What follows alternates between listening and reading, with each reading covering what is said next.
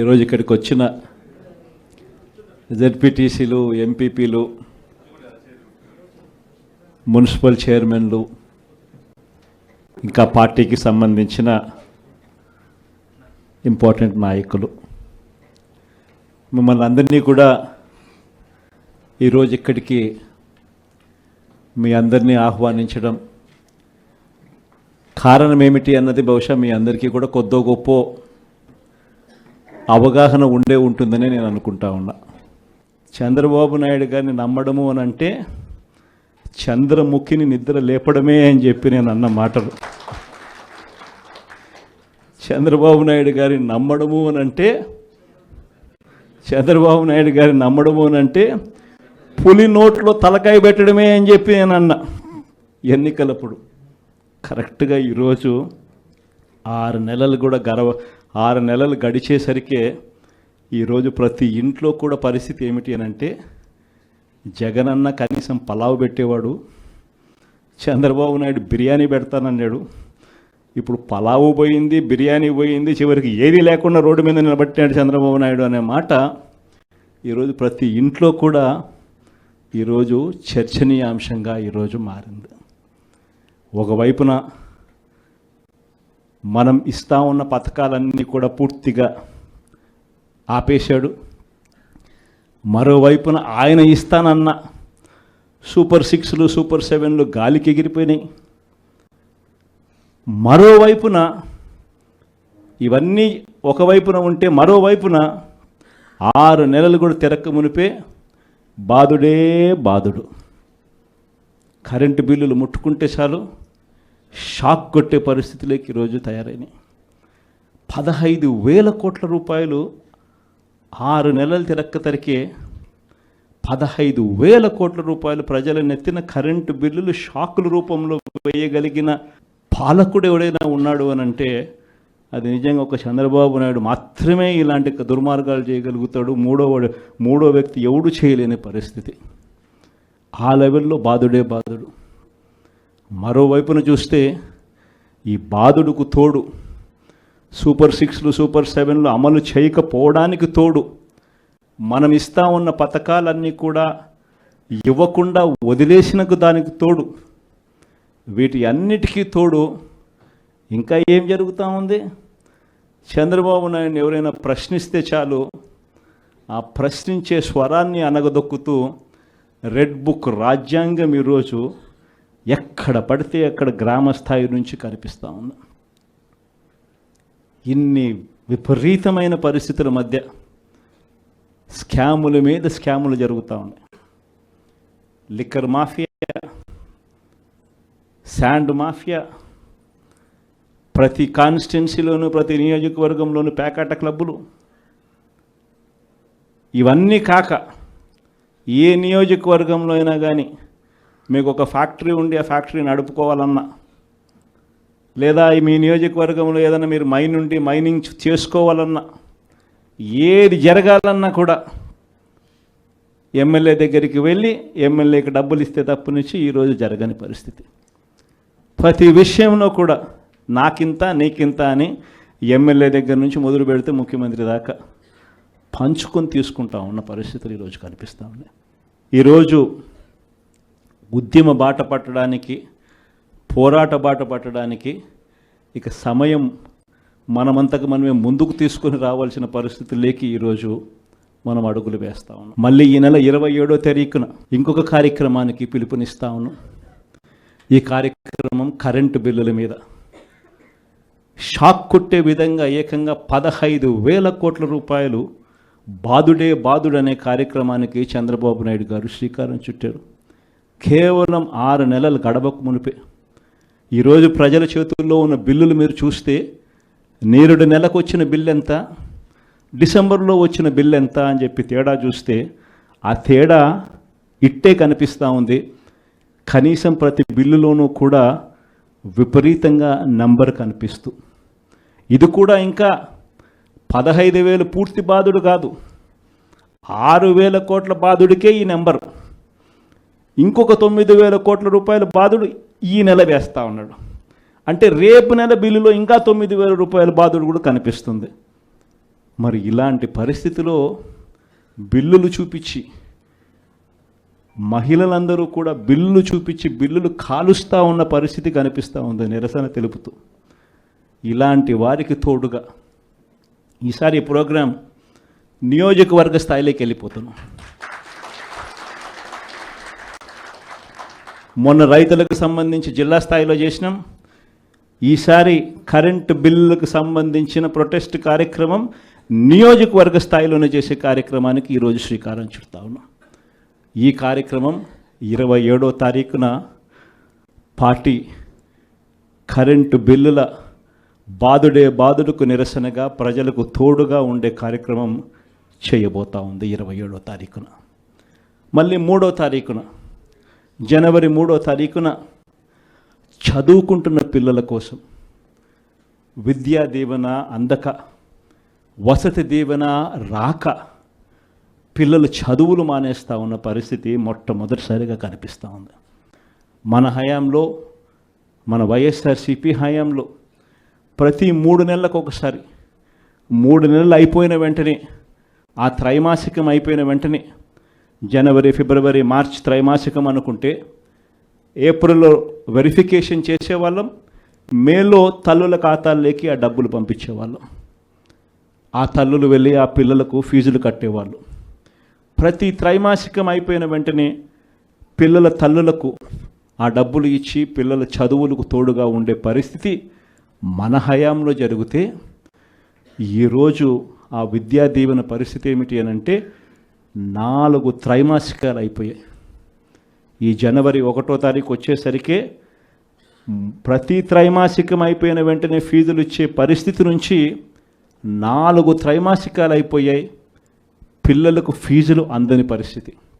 మొత్తంగా ఈ ఫీజులకు సంబంధించి 4 త్రైమాసికాలకు సంబంధించిన విద్యా దీవెన దాదాపుగా 2,800 కోట్ల రూపాయలు, వసతి దీవెన కింద మరో 1,100 కోట్లు, దాదాపుగా 3,900 కోట్ల రూపాయలు పిల్లల చదువులకు. పిల్లలకి డబ్బులు రాక పిల్లలు ఈరోజు ఇంజనీరింగ్ మానేస్తూ ఉన్న పరిస్థితి, డిగ్రీ చదువుతూ ఉన్న పిల్లలు ఈరోజు చదవని పరిస్థితి, పనికి వెళ్ళాల్సిన పరిస్థితిలో ఈరోజు పిల్లలు ఉన్నారు. కాలేజీ యాజమాన్యాలు బిల్లులు కట్టమని చెప్పి పిల్లలను గట్టిగా అడుగుతూ ఉన్నాయి. డబ్బులు కట్టలేని పరిస్థితిలో పిల్లలు చదువులు మానేస్తూ ఉన్న పరిస్థితులు. వీళ్లకు తోడుగా, ఈ పిల్లలకు అండగా జనవరి 3వ తారీఖున మళ్ళీ ఈ ప్రోగ్రాం జిల్లా సెంట్రిక్గా చేద్దాం. జిల్లా సెంట్రిక్గా మళ్ళీ ఈ ప్రోగ్రాం జనవరి 3వ తారీఖున పిల్లల కోసం, పిల్లలకు తోడుగా ఉండేట్టుగా చేసే కార్యక్రమం ఈ కార్యక్రమం. ఇలా ప్రతి అడుగులోనూ కూడా ప్రజలకు అవసరం ఉంది, ప్రజలు ఇబ్బందుల్లో ఉన్నారు, ప్రజల తరపున మనం గొంతు విప్పాల్సిన పరిస్థితిలో ప్రతిపక్షంగా మనం ఉన్నాం అన్నది ప్రతి ఒక్కరం కూడా గుర్తుపెట్టుకోవాలి. ఎవ్వరూ కూడా ఎక్కడా కూడా భయపడద్దండి. ఏమున్నా కానీ ఢీకొందాం. మీ అందరికీ పార్టీ తోడుగా ఉంటుంది. మీ జగనన్న మీకు అందరికీ అండగా ఉంటాడు అన్నమాట చెప్తాను. మన సాగునీటి సంఘం ఎన్నికలు జరిగాయి. అది ఎందుకు ఎన్నికలు జరుపుతారో నాకే తెలియదుందా. ఎన్నికలు జరిగేసరికి ఒక ప్రజాస్వామ్యబద్ధంగా నువ్వు ఎన్నికలు జరిగేట్టుగా అయితే జరపండి ఎన్నికలు. అంతే తప్ప నుంచి నువ్వు నీ రైతులకు, నీ వాళ్లకు మాత్రమే ఎన్ఓసీలు ఇస్తారు, ఆర్ నో డ్యూ సర్టిఫికెట్లు ఇస్తారు. నీకు వ్యతిరేకంగా ఉన్న రైతులు, మామూలు రైతులు, సామాన్య రైతులకు నో డ్యూ సర్టిఫికెట్లు ఇవ్వకూడదు అని చెప్పి నువ్వు డిసైడ్ చేసుకున్నప్పుడు ఎందుకు ఎన్నికలు జరుపుతారు?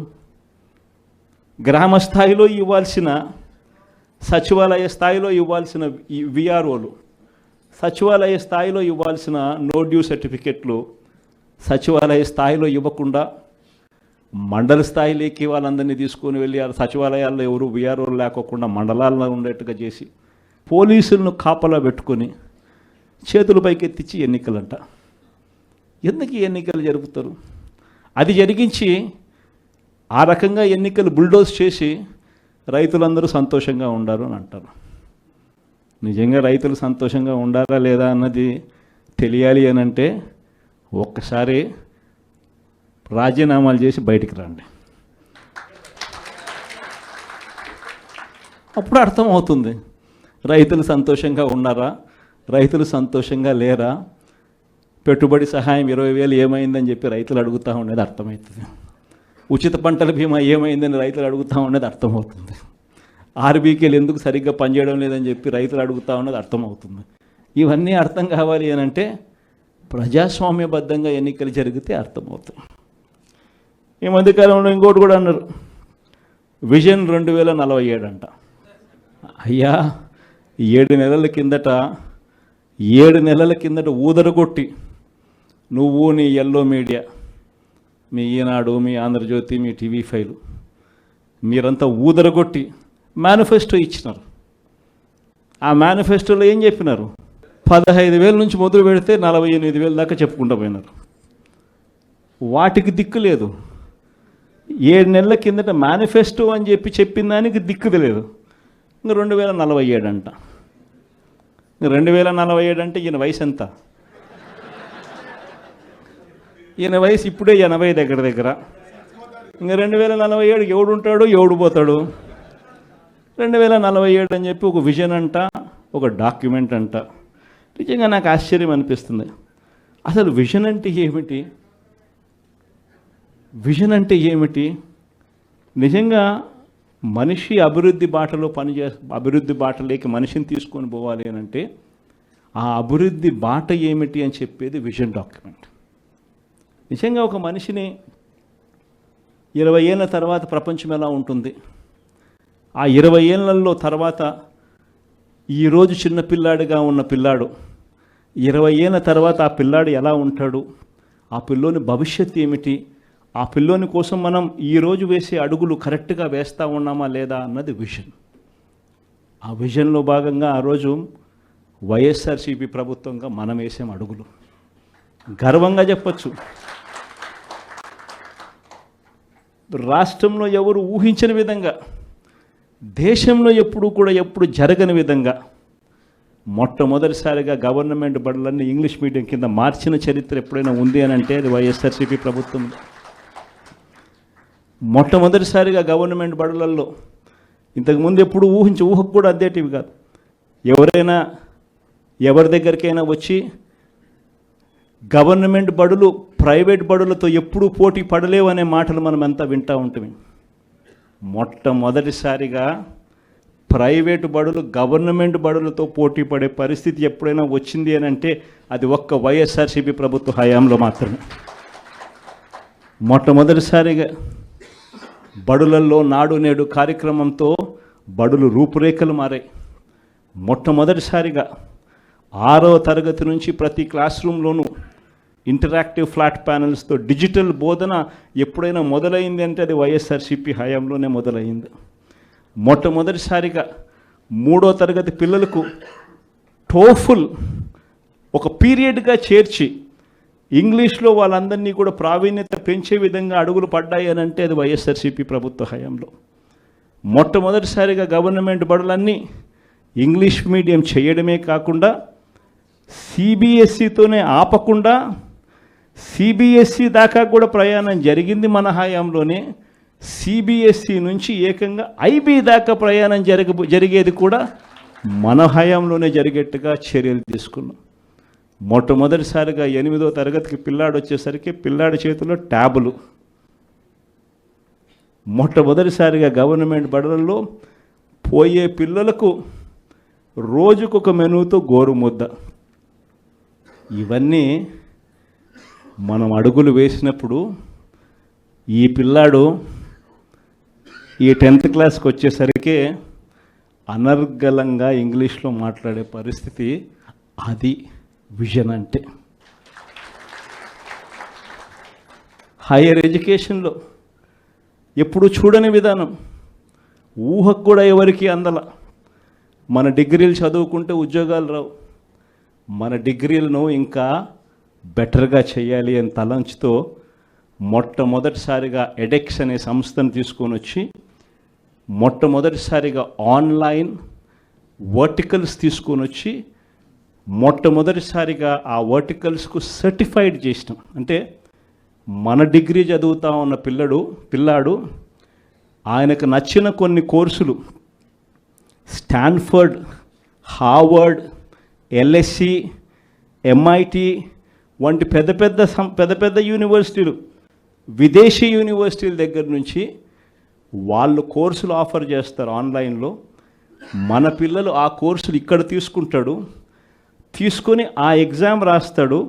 రాసిన ఆ ఎగ్జామ్కు ఆ యూనివర్సిటీ సర్టిఫికెట్ ఇస్తుంది.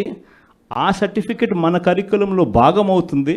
మన డిగ్రీ తీసుకున్న పిల్లోడు బయటకు వచ్చేసరికి ఆ పిల్లానికి 4-5 రకాల కోర్సుల్లో ఒక ఆక్స్ఫర్డ్ సర్టిఫికెట్, ఒక ఎల్ఎస్సి సర్టిఫికెట్, ఒక ఎంఐటి సర్టిఫికెట్, ఒక స్టాన్ఫోర్డ్ సర్టిఫికెట్తో పాటు తన డిగ్రీ తన చేతికి వస్తుంది. అంటే రిస్క్ మేనేజ్మెంట్ కోర్సు ఎల్ఎస్సి ఇస్తుంది సర్టిఫికెట్, డేటా అనలిటిక్స్ కోర్సు ఒక స్టాన్ఫోర్డ్ ఇస్తుంది సర్టిఫికెట్, అసెట్ మేనేజ్మెంట్ కోర్సు ఒక ఎల్బిఎస్ ఇస్తుంది సర్టిఫికెట్. ఇలాంటి సర్టిఫికెట్లతో పిల్లాడు బయటకు వచ్చి తన డిగ్రీ పొంది తన అప్లికేషన్ పెట్టుకుంటే ఎలాంటి ఉద్యోగాలు వస్తాయి అన్నది ఆలోచన చేసి ఆ పిల్లలకు విద్యా దీవెన, వసతి దీవెనతో సహా ఇవన్నీ ఏర్పాటు చేయడం అన్నది విజన్ అంటారు. వైద్యం కోసం ఏ పేదవాడు అప్పుల పాలయ్యే పరిస్థితి రాకూడదని, చదువులు వైద్యం ఈ రెండే మనిషిని అప్పుల పాలు చేసే పరిస్థితిలోకి నెట్టేస్తుందని, ఆ పరిస్థితి ఎప్పుడు రాకుండా చెయ్యాలి అని చెప్పి తాపత్రయపడి ఆరోగ్యశ్రీ పరిధిని ఏకంగా 3,300 ప్రొసీజర్లకు తీసుకొని పోయి ఏకంగా 25 లక్షల దాకా ప్రతి పేదవాడికి ఉచితంగా ఆరోగ్యశ్రీ అందేట్టుగా చేసి ప్రతి గవర్నమెంట్ హాస్పిటల్లోనూ నాడు నేడు పనులతో ఆ హాస్పిటల్ రూపురేఖలన్నీ మార్చి ప్రతి గవర్నమెంట్ హాస్పిటల్లోనూ 0 వేకెన్సీ పాలసీ తీసుకొని వచ్చి జాతీయంగా చూస్తే స్పెషలిస్ట్ డాక్టర్ల కొరత 61%, 61% ఉంటే మన రాష్ట్రానికి వచ్చేసరికి స్పెషలిస్ట్ డాక్టర్ల కొరత మన రాష్ట్రంలో కేవలం 4% లోపే. 0 వేకెన్సీ పాలసీ తీసుకొని వచ్చి ప్రతి హాస్పిటల్లోనూ డాక్టర్లు ఉండేట్టుగా చేసి ప్రతి హాస్పిటల్లోనూ WHO GMP ప్రమాణాలు కలిగిన మందులు మాత్రమే అవైలబుల్గా ఉండేట్టుగా చేసి గ్రామ స్థాయిలోకి విలేజ్ క్లినిక్లు తీసుకొని పోయి గ్రామ స్థాయిలోనే ఫ్యామిలీ డాక్టర్లను తీసుకొని వచ్చి గ్రామ స్థాయిలోనే ప్రతి 6 నెలలకు ఒకసారి ఆరోగ్య సురక్ష కార్యక్రమం చేసి ప్రివెంటివ్ కేర్ అంటే క్యూరేటివ్ కేర్ అంటే క్యూరేటివ్ కేర్ అంటే రోగం వచ్చిన తర్వాత వైద్యం, ప్రివెంటివ్ కేర్ అంటే మనిషికి మొదటి దశలోనే అంటే ఆ షుగర్ సరిగ్గా హ్యాండిల్ చేయకపోతే ఆ షుగర్ వల్ల కిడ్నీ సమస్యలు, మనిషికి బీపీ, ఆ బీపీని సరిగ్గా హ్యాండిల్ చేయకపోతే గుండెపోటు, అటువంటివన్నీ ఇనీషియల్ స్టేజెస్లోనే గ్రామ స్థాయిలోనే మనిషికి రాకుండా చేసే గొప్ప అడుగులు పడడం ఎప్పుడు జరిగాయనంటే వైఎస్ఆర్సీపీ హయాంలో. ఇది విజన్. రైతుకి ఇబ్బంది రాకుండా రైతును చెయ్యి పట్టుకొని నడిపించే పరిస్థితి ఉండాలని ఒక అగ్రికల్చరల్ గ్రాడ్యుయేట్ను ఆర్బీకే కేంద్రంగా అక్కడే కూర్చోబెట్టడం విజన్. ప్రతి ఎకరాను ఈ క్రాప్ చేయడం విజన్. ప్రతి ఎకరా ఈ క్రాప్ చేయడమే కాకుండా ప్రతి ఎకరాకు రైతుకు తోడుగా ఉంటూ ఆ రైతు ఇన్సూరెన్స్ చేసుకోకపోయినా ఆటోమేటిక్గా రైతుకు విపత్తు వచ్చినప్పుడు ఇన్సూరెన్స్ అనేది ఆటోమేటిక్గా రైతుకు వచ్చేట్టుగా ఉచిత పంటల బీమా తీసుకొని రావడం ఒక విజన్.